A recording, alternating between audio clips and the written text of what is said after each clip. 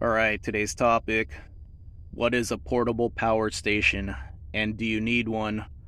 These are also known as solar generators. So, what these are is it's the easy way to get power, to get electricity in your van.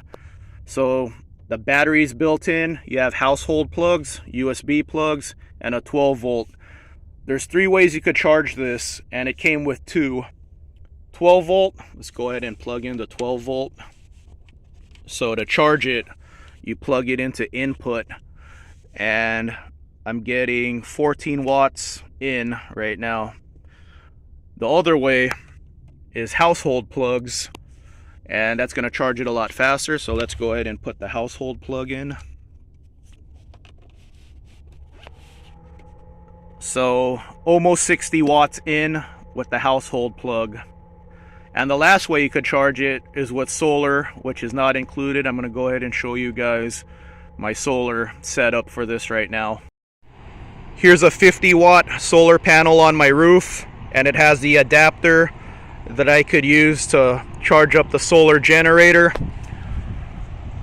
If you have one of these old Econolines, check your roof. All these patches, that's me fixing up the rust spots. And that's a 100 watt panel up there. I'll talk about that later. But this one's a 50 with the adapter. The reason why I got a 50 watt panel is because I bought this small Engine-Star first, and the input with the household plug was about 45 watts. So I didn't want to go 100 because I didn't want to send too much charge in. I'm pretty sure there's a regulator, but that's why I went with 50. The thing is though, I'm not getting close to the 50 when it's on the roof of my van. So on the roof of my van, it's static. I can't change the angle of my panel.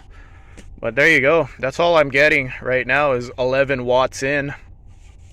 So you'll see people on YouTube, they don't have the panel on the roof of their van fixed on the roof of their van. They have like a lot of people have the suitcase solar panels, so they store it in their van, and then when they're parked they take the panels outside and put them at an angle. And the reason they do that is when it's at an angle, you could catch more wattage, you could catch more sunlight for more wattage, and I'll show you guys that right now. I did that before I put the panel on the roof of my van. Getting a little more watts in. I'm up to 27, and I placed the panel more at an angle facing up, trying to get more sun. So it's all about panel placement. So 27 in right now. So my intention with the good thing with not putting the panel on the roof of your van is you could always place your panel at the right angle for the most charge. But the bad thing is you always have to store it in your van. You don't want to leave it outside when you're parked. The good thing with putting the solar on the roof of your van is it's there. You just have to, plug your charge in, and that's it. You're good to go. You don't have to worry about it. The bad thing is, look at this. Look at the wattage fluctuate. I have to, if I want more watts to come in, I got to keep changing where I'm parked. So there's ups and downs for both methods. I just like the panel on the roof of my van. It's always there. I'm always able to charge as long as I'm getting sunlight. It's fluctuating. It looks like the clouds are blocking the sun right now. So let's go ahead and put it on the other power station here. So yeah, sun's getting blocked right now. So the most I've ever seen is 27 in. Not close to the 50, so I should have went with the 100 watt panel. So what are these power stations good for? I'm going to show you guys right now. So this one has a max of 300 watts you could use at once, and the reserve power is 298 watt hours. So what that means is if I'm running the full 300 watts this thing could output at once, I'll be out of power in an hour. Of course, the less power you use, the longer the battery inside there will last. So right now I'm getting 9 watts in, and what I like about this Engine-Star is I could receive a charge and use it at the same time. So let's go ahead and plug in a phone. Everyone has a phone. You want to keep your phone charged, right? So let's go ahead and plug this in. So the phone is using 6 watts and I'm getting 9 watts in, so I'm still actually receiving a little charge while I use an accessory. But of course, the more stuff I use, you know, it's gonna fall behind, especially me getting 9 watts right now. If I was getting 30 watts right now, that would be better. So let's go ahead and plug more stuff in. Here's something that most people should have in their van, at least an electric fan, some way to stay cool in your van. So this is gonna be AC power, household power. So let's go ahead and put it on the first setting. So the first setting, I'm running 21 watts, 19 watts. Let's go ahead and up the power. Now I'm running 22 watts, 25 watts. And then let's go to full power. So that is, okay, 25 watts. So that's about, if I was only running my fan, 25 watts is a little more than 10 hours. So that's good. So I could run this all night if I'm just running an electric fan. And then let's say I was receiving the 27 watts of charge right now in via solar. I could run this all day without depleting the battery if I was getting 27 in right now.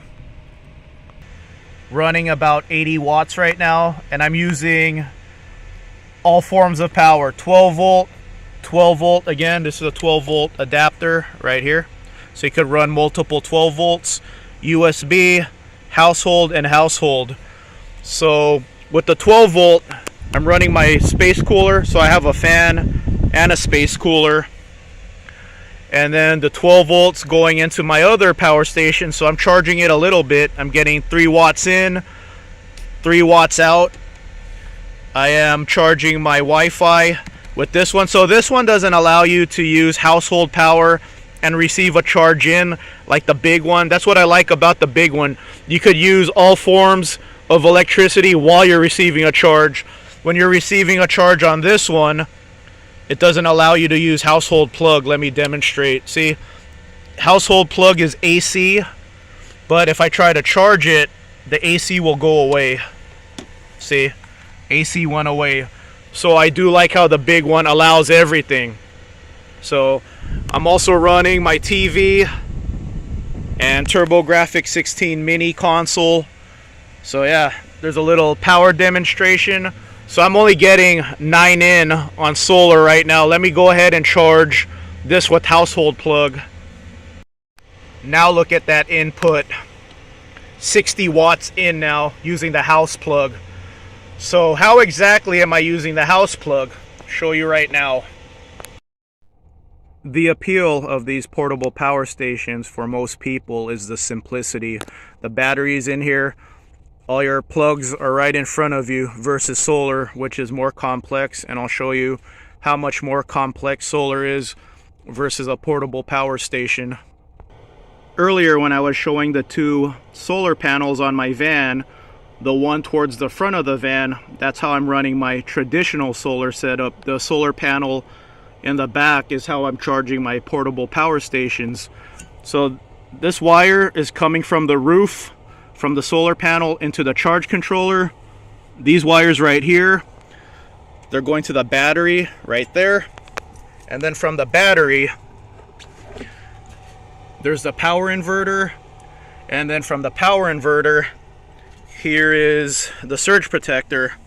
So that's how I get access to my plugs, my household plugs with my traditional solar. See, it's a one piece right there, 2 on the roof, 3 is the battery, 4 is the inverter, and 5 is the surge protector. So a lot more parts compared to this. So in my next video about electricity in your van, I'm going to talk more about the drawbacks of portable power stations versus traditional solar, drawbacks and pros and cons. I'm going to compare both of them and which one I prefer. I'll go ahead and share my fridge with you guys. So it's AC power, household power, that's 63 watts. Right now it's trying to cool down. It's at 3 degrees right now, and 3 degrees, this thing's way off. 3 degrees is actually 35 degrees, which is Still cold, but if I want to, so I set it for -20, and -20 is actually like 0 degrees on this fridge. This is a cheap fridge, budget channel. So let me go ahead and change the temperature setting. Let's go ahead and put it at 3. If you reach your desired temperature setting, this thing barely runs any watts. So let's say I just set it at 3 because 35 degrees is cold enough for me. The compressor should kick off, and there you go. See, now it's running 0 watts because it's at its desired temperature already. And then it'll fluctuate, and sometimes it'll draw some wattage to keep it at your set temperature. So there you go. This is very helpful. The more watt output you have, the more helpful it is, the more accessories you could run. But even this one being rated at 150 watts, I didn't run 150 watts during this demo. The most I ran was about 80 watts. But like I said, I don't like how you can't receive a charge and use household power on this at the same time. This, you could receive a charge and use all the power you want. So there you go. I hope this explanation helps you guys out. Now you guys know what a portable power station is, and you could determine if it fits your needs or not.